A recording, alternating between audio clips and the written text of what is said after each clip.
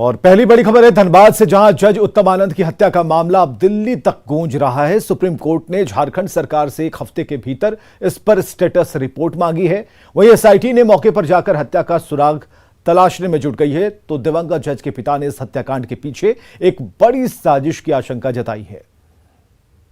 जज की हत्या का सच बताएगी एसआईटी। धनबाद में सबूत खंगालने में जुटी टीम। सुप्रीम कोर्ट ने झारखंड सरकार से मांगी रिपोर्ट। परिजनों ने की सीबीआई जांच की मांग।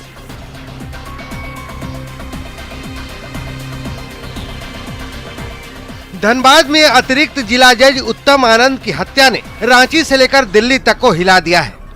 पहली बार राह चलते एक जज की हत्या को सीधे सीधे न्यायिक व्यवस्था पर हमला के तौर पर देखा जा रहा है। सुप्रीम कोर्ट के मुख्य न्यायाधीश एनवी रमन्ना की बेंच ने इसे बेहद गंभीर घटना मानते हुए 1 हफ्ते के भीतर झारखंड सरकार से स्टेटस रिपोर्ट मांग ली है, जिसमें झारखंड के मुख्य सचिव और डीजीपी को कोर्ट कैंपस में कानून व्यवस्था की स्थिति का ब्यौरा देना होगा। इधर हत्याकांड की जांच से जुड़े एक एक पहलू पर नजर रखने के लिए एडीजी संजय लाटकर ने धनबाद एसएसपी ऑफिस में आलाधिकारियों के साथ बैठक की और फोरेंसिक टीम के अब तक की जांच की समीक्षा की। इधर जज उत्तम आनंद के पिता ने अपने बेटे की हत्या को सोची समझी साजिश बताया है, क्योंकि ये बातें सामने आ रही हैं कि झारखंड बिहार में इन दिनों अपहरण और फिरौती का दूसरा नाम बन चुके अमन सिंह के केस की सुनवाई कर रहे थे और पिछले दिनों उनकी बेंच ने अमन सिंह की जमानत याचिका खारिज कर दी थी। वहीं दिवंगत जज के भाई ने प्रशासन और सरकार पर सीधा सीधा सवाल दागा है कि जब डाल्टनगंज में धमकी मिलने के बाद उनके भाई को सुरक्षा दी गई थी तो धनबाद में क्यों हटा ली गई। ऐसे में इस हत्याकांड की सीबीआई जांच होनी चाहिए। पहले जो है सो लाइफ टर्म भी किया था, क्रिमिनल्स को बेल देने से इनकार रिजेक्ट किया था। ये सब बातें को लेके जो है सो उनकी हत्या जो है सो एक प्लान के अंदर कर दी गई है कि बाबू हमको धमकी मिला है, तुम भी सेफ रहना, घर से निकलने से पहले हमसे फ़ोन कर बात करना कि कहाँ जा रहे हो, क्या कर रहे हो, हमको सारी जानकारी दे करके जाना। उनको बाकायदा डाल्टनगंज में फोर्स दिया गया था जब तक वो पोस्टिंग रहे। इधर जज की हत्या के आरोप में गिरफ्तार ऑटो चालक समेत 2 लोगों को गुरुवार की रात सीजीएम कोर्ट में पेशी के बाद 5 दिनों के रिमांड पर भेज दिया गया है। अब तक की जांच से जज उत्तम सिंह के परिजन भले ही संतुष्ट हैं, लेकिन इस हत्याकांड पर अब तक मुख्यमंत्री की चुप्पी को लेकर जज के भाई ने सीएम से इस्तीफे की मांग की है। खुद स्टेटमेंट आना चाहिए था कि नहीं, कि न्यायिक व्यवस्था जो बिगाड़ रहे हैं आप सरकार चलाने लायक नहीं है और आप अगर आपको नैतिकता का आधार पर आपको इस्तीफा दे देना चाहिए। जिस पिता का जज बेटा कल तक दबे कुचले शोषितों को इंसाफ दिलाता था, आज वही मजबूर बाप अपने बेटे के लिए बिलख बिलख कर न्याय की गुहार लगा रहा है। बीच सड़क पर एक जज की हत्या के लिए राज्य की कानून व्यवस्था को जिम्मेदार ठहराया है और न्यायिक व्यवस्था के लिए बड़ी चुनौती बताया है। शायद ऐसी घटना पहली बार की ये घटना है, लेकिन अब तो शुरू हो गई है ना। इसके पहले भी सारे हंगामे कोर्ट्स में होते रहे हैं, तो अब सवाल उठता है कि कैसे इम्प्रूव करिएगा। You will have to create fear.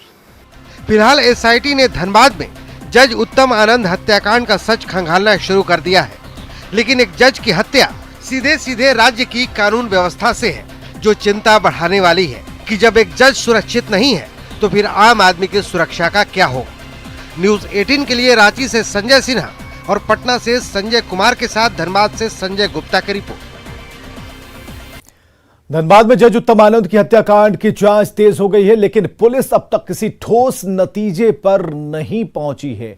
SSP ने इस मामले में यह कहते हुए कोई भी खुलासा करने से इनकार कर दिया कि इससे जांच प्रभावित हो सकती है। लोगों ने क्या फाइंड आउट किया? अभी भी कोई ऐसा अपडेट नहीं है जो अभी हम आपके साथ शेयर कर पाएँ। Investigation is on. जो एसआईटी की टीम है वो बैठ करके हर एक बिंदु पर इन्वेस्टिगेशन हम लोग कर रहे हैं। जब भी कोई ऐसा अपडेट आएगा इन्वेस्टिगेशन में जो हम आपके साथ शेयर कर पाएंगे, वैसे ही हम आपके साथ शेयर करेंगे। सर, अभी क्या लग रहा है प्राइमरी इन्वेस्टिगेशन में क्या लग रहा है? 2 लोगों का आप लोगों ने इंट्रोगेट किया है, क्या कोई बात ऐसी सामने आई है? हम लोग हर एक पर इंट्रोगेशन कर रहे हैं। जो भी बात ठोस बात आएगी, जैसे कि अभी इन्वेस्टिगेशन स्टेज में है, कोई भी चीज़ अभी डिस्क्लोज करना हमारे लिए उचित नहीं होगा। तो जो भी चीज़ आएगी ठोस दी जाएगी, हम आपके साथ हैं। तो क्या ये अभी तक साफ हो गया? पोस्टमार्टम रिपोर्ट फैमिली को अभी तक नहीं दिया गया। एफआईआर की कॉपी तक अभी तक है? मैम, हम लोगों ने जो प्रॉपर इसका लीगल प्रोसीजर है उसको हम लोग फॉलो कर रहे हैं। जिनको जहाँ जो चीज़ चाहिए होगा वो हम लोग जरूर। इधर झारखंड मंत्रालय में सीएम हेमंत सोरेन के नेतृत्व में आपदा प्रबंधन प्राधिकार की बैठक हुई है। बैठक में कोरोना संक्रमण के गिरते ग्राफ के मद्देनजर राज्य की आम जनता को छूट देने पर विचार किया गया। अब रविवार को भी सभी आवश्यक सेवाओं के साथ फल और राशन दुकान खुले रहेंगे। राज्य में कक्षा 9 से 12 तक के छात्रों की ऑफलाइन क्लास, स्कूल में पढ़ाई का समय 12 बजे तक और स्कूलों में प्रार्थना पर रोक जारी रहेगी। वहीं कोचिंग संस्थान खोलने की अनुमति दी गई है। 18 साल से ऊपर के छात्रों को अनुमति दी गई, लेकिन वैक्सीन अनिवार्य होगा। इंटरस्टेट बस सेवा भी शुरुआत को मंजूरी दे दी गई है। मौजूदा हालात के मद्देनजर school, college, coaching centres, inter state movement, exams, club इत्यादि पर निर्णय लिया गया। इधर झारखंड की हेमंत सोरेन सरकार में शामिल कांग्रेस के अंदर बगावत की आवाज उठने लगी है। महगामा विधायक सह राष्ट्रीय सचिव दीपिका पांडे सिंह ही ने अपनी ही सरकार पर बड़ा आरोप लगाया है।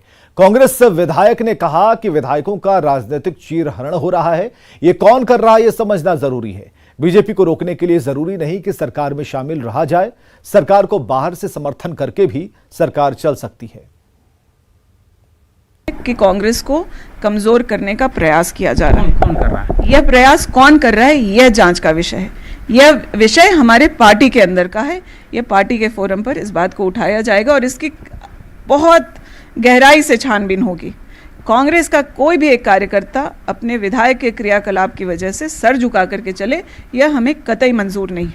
अगर इस तरह की परिस्थिति कोई आती है तो मुझे लगता है कि हम इस्तीफा दे दें, या सरकार को समर्थन ही देना है या चलाना है। हमें भाजपा को इस राज्य में रोकना है, उसके लिए ज़रूरी थोड़ी है कि हम सरकार का हिस्सा बन करके उनके साथ रहें। हम बाहर से भी समर्थन कर सकते हैं। पदाधिकारी हैं जो इस बात के लिए अधिकृत हैं आला कमान से, या फिर आला कमान को बात करना होगा कि आखिर इस तरह की बातें क्यों हो रही है, क्यों कांग्रेस के लोगों का राजनीतिक चीरहरण किया जा रहा है।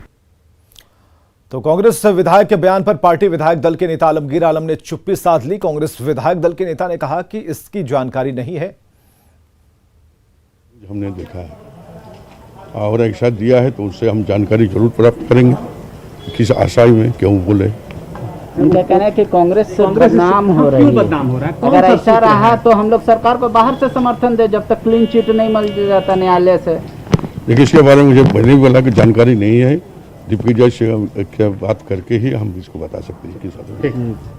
तो झारखंड बीजेपी ने कांग्रेस विधायक दीपिका पांडे सिंह के बयान पर चुटकी ली है। बीजेपी के प्रदेश महामंत्री आदित्य साहू ने कहा कि ब्लैकमेलिंग करना कांग्रेस का पुराना चरित्र रहा है। बाहर से समर्थन देने की बात है तो स्वाभाविक है, क्योंकि आज के दिन में कांग्रेस के विधायक नाराज हैं, वो उसका मामला है। वो चाहते हैं कि हम सरकार को बाहर से समर्थन दे सकते हैं। तो जहाँ तक कांग्रेस पार्टी का विषय है, तो कांग्रेस पार्टी का स्वभाव रहा है कि हमेशा जिसको समर्थन देने का काम करती है, हमेशा लोगों को ब्लैकमेल करके, लोगों को डरा करके, धमका करके, इस प्रकार से हमेशा ब्लैकमेल करने का काम करती है। मुझे आज के दिन में जो सरकार में बैठे लोग हैं, मुझे लगता है सरकार में बैठे लोग इस प्रकार का मतलब कार्रवाई करने का काम कर रहे हैं, ताकि प्रेशर में ला करके हम जेएमएम को काम करा सकें और जेएमएम से हम काम ले सकें। चूँकि जनता के भला के बारे में कुछ करने की स्थिति में नहीं है, सभी लोग अपने और अपने परिवार के बारे में चिंता कर रहे हैं।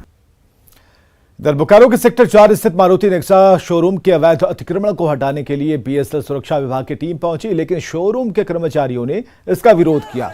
इस दौरान अतिक्रमण हटाने गई टीम ने लाठीचार्ज कर दिया। लाठीचार्ज में शोरूम की महिला कर्मी का सिर फट गया, जिससे शोरूम के कर्मी उग्र हो गए और अतिक्रमण हटाने गई टीम को खदेड़ना शुरू कर दिया। शोरूम के कर्मचारियों ने बीएसएल सुरक्षा विभाग की टीम और जेसीबी को मौके से खदेड़ा है। बोकारो स्टील ने नेक्सा शोरूम को अवैध कब्जा घोषित किया, वहीं शोरूम वाले खाली करने को तैयार नहीं। एक लड़की खड़ी है तो भी वो लोग बुलडोजर लेकर आ रहे थे और लाठी लेकर 2 पुलिस वाला था, जिसके कारण एक लड़की अभी घायल है बीजेएस में। मतलब पुलिस वाला जो है ना, वो एकदम पागल हो गया है और कुछ नहीं, अपना बस वर्दी का फायदा उठा रहा है और कुछ नहीं है ये। जब बोला जा रहा है कि हम लोग टाइम चाहिए हम लोग को, तो फिर टाइम क्यों नहीं दे रहे? जब ये शोरूम बन रहा था तब कहाँ था ये लोग? तब नहीं दिख रहा था। एक दिन में बना है ये शोरूम, एक दिन में बना है कि 1 साल लगा होगा? पुलिस मारा है, जेंट्स पुलिस मारा है। हम लोग यहाँ काम करते हैं, हम लोग का कोई अपील भी तो सुने ना, आके हम लोग पे लाठी बरसाने से काम खत्म हो जाए। वो भी बूढ़ा पे, लेडीज कहाँ जाए? हम लोग को वक्त दिया जाए, हम लोग को टाइम दिया जाए। हम लोग तो नहीं बोल रहे नहीं खाली करेंगे, हम लोग को समय दिया जाए। हम लोग को समय देगा तो हम लोग खुद हट जाएंगे। देखिए, ये तो हम लोग का केस हाई कोर्ट में चल रहा है, डबल बेंच में गया हुआ है, डबल बेंच में। उसके बाद आज फिर ये लोग अचानक आ गए, ना कोई नोटिस है ना कोई खबर है, आ गए और 4 आदमी मिल के, 4 पुलिस वाला मिल के एक आदमी को पीटा है। छोटी सी लड़की जो 20 साल उम्र है उसका डंडा से मार के माथा फाड़ दिया। ये तो गुंडा ही है। सिमडेगा जिले के नवाटोली गांव में सर्पदंश से एक हॉकी खिलाड़ी कोमली बेसरा की मौत हो गई। कोरोना महामारी के दौरान हॉकी सेंटर बंद होने के कारण वो अपने गांव में रह रही थी। गांव तक सड़क नहीं होने के कारण 1.5 किलोमीटर तक शव को खाट पर लेकर पोस्टमार्टम के लिए लोगों को जाना पड़ा। खाट को कंधे पर उठाकर 1.5 किलोमीटर कीचड़ भरे पगडंडी और 3 बरसाती नाले पार करते हुए कच्ची सड़क तक लाया गया, जहां से फिर ऑटो में शव को रखकर 35 किलोमीटर दूर सिमडेगा सदर अस्पताल लाया गया। यह सरकार के दावों को बयां करती हकीकत है। 400 की आबादी वाला नवाटोली गांव में आज भी विकास की योजनाएं नहीं पहुंची हैं। से जो बच्चे आते हैं, किस तरह दुर्गम क्षेत्र से हमारे बच्चे आते हैं और ओलंपिक तक भी जाते हैं। ऐसे क्षेत्रों को देखना चाहिए कि किस गांव में जनसंख्या ज़्यादा है, किस गांव में ज़्यादा लोग रहते हैं। वैसे गाँव में सड़क पुलिया वगैरह पर प्रशासन को ध्यान देनी चाहिए, ताकि इस तरह जो आज परेशानी हुई वो परेशानी नहीं हो। गांव थोड़ा इनएक्सेसिबल है, बारिश के दिन में थोड़ा पानी अधिक बह रहा है और खेत में काम भी चल रहा है। आपको क्या लगता है, रोड होना चाहिए? हाँ, होना चाहिए। रोड नहीं है, ये गलत है। होना चाहिए, रोड होना चाहिए सब जगह। अभी सरकार काम भी कर रही है, होगा कुछ दिन में। हमको लगता है किसके भी काम हुआ। कोरोना संक्रमण को लेकर देवघर के बाबा वैद्यनाथ धाम मंदिर में श्रद्धालुओं का प्रवेश बंद है। मंदिर में देवघर के टीडीसी के पूजा करने का एक वीडियो वायरल हो रहा है।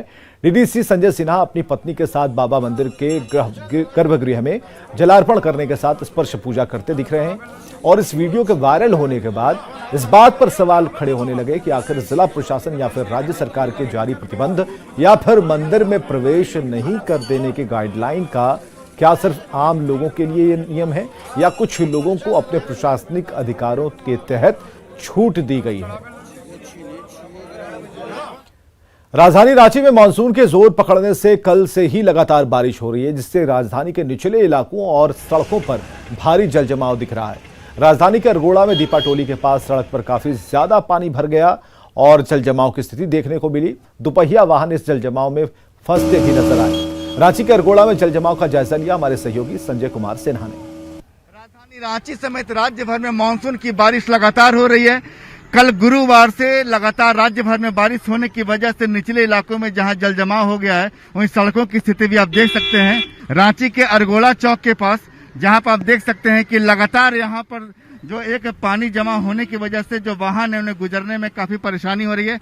कई वाहन ऐसे हैं जो गुजरने का साहस नहीं जुटा पा रहे हैं और किनारे ही खड़े हैं। बड़े वाहन भी हम उनसे बात करें, कार सवार में, भैया क्या कारण है, हिम्मत नहीं है क्या? देखिए कैसे हिम्मत जुटा पाए हम, ये 15-20 लाख रुपए का गाड़ी ले जाके पानी में गड्ढा में ढकेल दे। यही हमारी राजधानी है रांची की। 20 साल अलग हो गया है। इतने बड़े बड़े बिल्डिंग हैं, इतने बड़े बड़े बिल्डिंग हैं, नगर निगम नक्शा कैसे पास कर देती है बिना सड़क और नाली का? ये पिछले 4 साल से ऐसा जमाव हो रहा है यहाँ पे। आप देख सकते हैं कि यहाँ तक पानी तक यहाँ पर पहुँची है, लेकिन आगे जाने की हिम्मत नहीं है, जाने का कोई रास्ता भी नहीं है और दोनों तरफ वाहनों की लंबी कतार लगी हुई है। जो भी लोग हिम्मत जुटा के दोपहिया वाहन आ भी रहे हैं तो बीच मंझधार में फंसने की स्थिति पर क्या हो सकती है। सामने आप लाल स्कूटी को देख सकते हैं कि वो वहाँ काफी दूरी से अपने वाहन को पानी के बीच से खींचते हुए नजर आ रहे हैं। और लगातार ये 4 साल से, जैसा स्थानीय लोगों की माने तो ये समस्या जल जमाव की इस इलाके में पिछले 4 साल से है। इसके पीछे एक बड़ी वजह अतिक्रमण भी है और हर साल लोगों को जल जमाव के बीच इसी तरह परेशानी का सामना करना पड़ता है। कैमरामैन संत के साथ संजय कुमार सिन्हा, न्यूज 18 रांची। झारखंड में कोरोना संक्रमण की रफ्तार कम होने के बाद जैसे ही सरकार ने पाबंदियों में ढील देना शुरू किया, गढ़वा में एक बार फिर कोरोना विस्फोट से हड़कंप मच गया। रमना प्रखंड के एक गांव में एक साथ 21 लोगों के कोरोना पॉजिटिव आने के बाद स्वास्थ्य महकमा हाई अलर्ट पर आ गया है।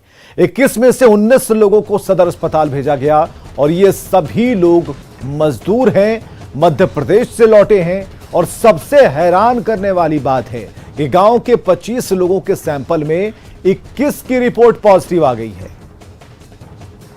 आए हैं जिनको सदर अस्पताल कोविड वार्ड में भर्ती किया गया है शाम में, और आज भी वहाँ टेस्टिंग का कार्य चल रहा है। पूरा गांव को हम लोग टेस्ट कर रहे हैं। करीब 100 टेस्टिंग में एक और पॉजिटिव निकला है। तो हम लोग को ऐसा लगता है कि जो स्प्रेडर आया था एमपी से, उसी ने फैलाया है। इसीलिए कॉन्टैक्ट ट्रेसिंग के माध्यम से, हमारे सर्विलेंस सिस्टम के माध्यम से उसको हम लोग पकड़े हैं। और यहाँ रुकेंगे एक छोटे से ब्रेक के लिए।